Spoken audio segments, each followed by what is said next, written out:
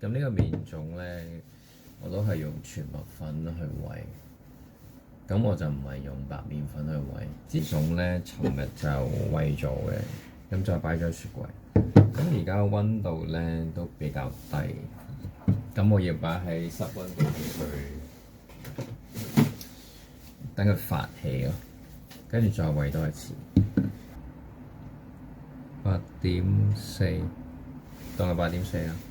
咁呢個溫度咧就比較低，咁就呢度咧有一部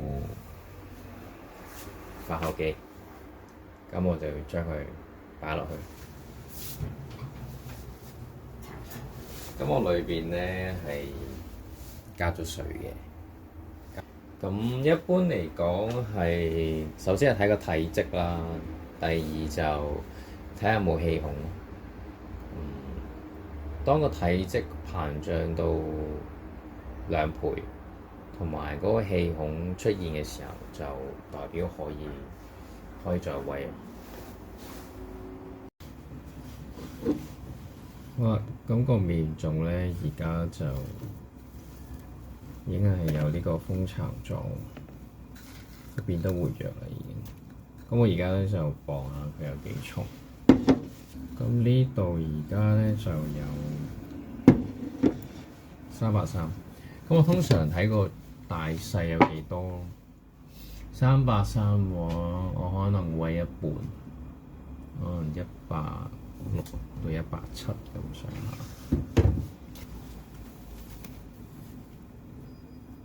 160都可以，160。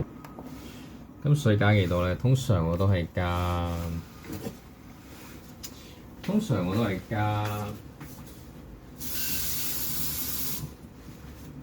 一半，粉量嘅一半都做到。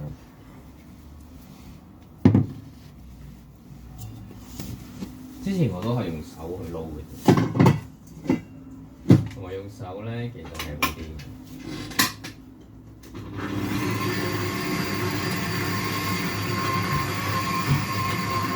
因為大家諗下，其實係以前我哋啲祖先咧都係用手撈嘅啫，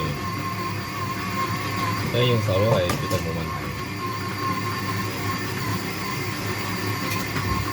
係絕對冇問題嘅。同埋手撈個動作咧，其實係好過用機器嘅。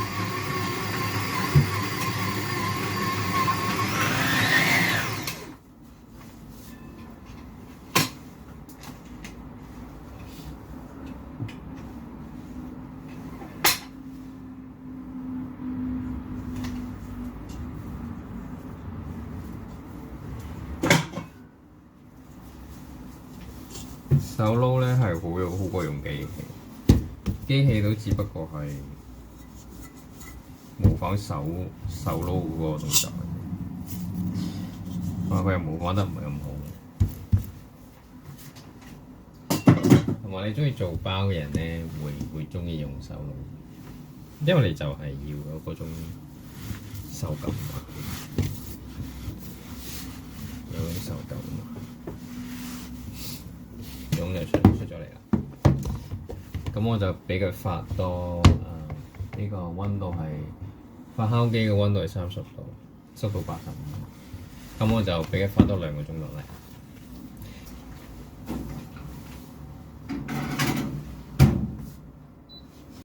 好，而家過咗1個鐘，睇下嗰個麵團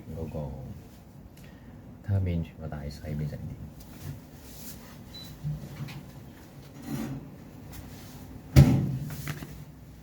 就係咁嘅樣啦，就係咁嘅樣。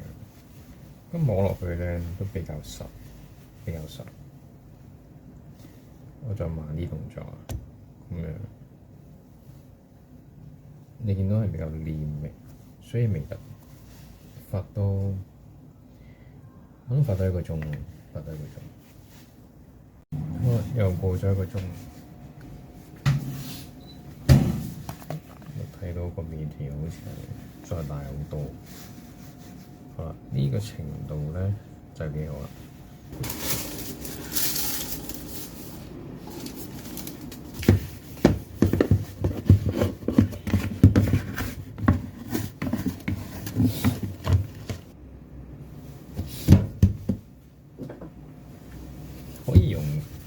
手啫，不過用棍就方便啲，亦都快啲。通常咧我就落少少鹹嘅，再落少少鹹。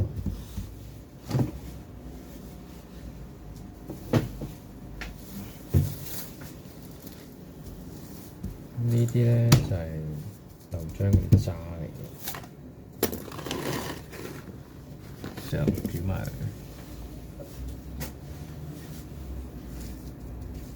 捲埋佢。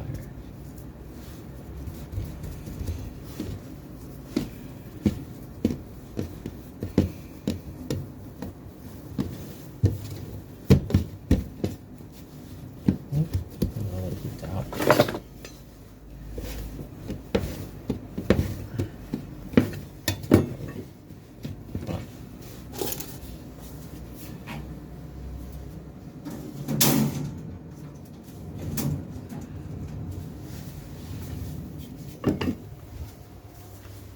好，就係咁樣啦。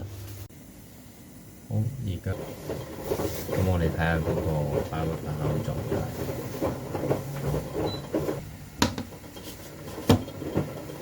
就係呢樣樣啦。咁佢而家嘅狀態咧，就係會凹咗落去啦。就嗰但都有啲，但係好輕微，咁就係可以蒸。咁而家啲水嘅滾可以擺落去蒸20分鐘。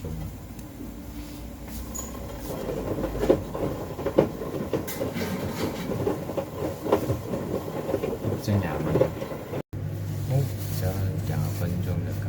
咁我哋睇下嗰個麵片蒸晒點，都幾好，都幾好。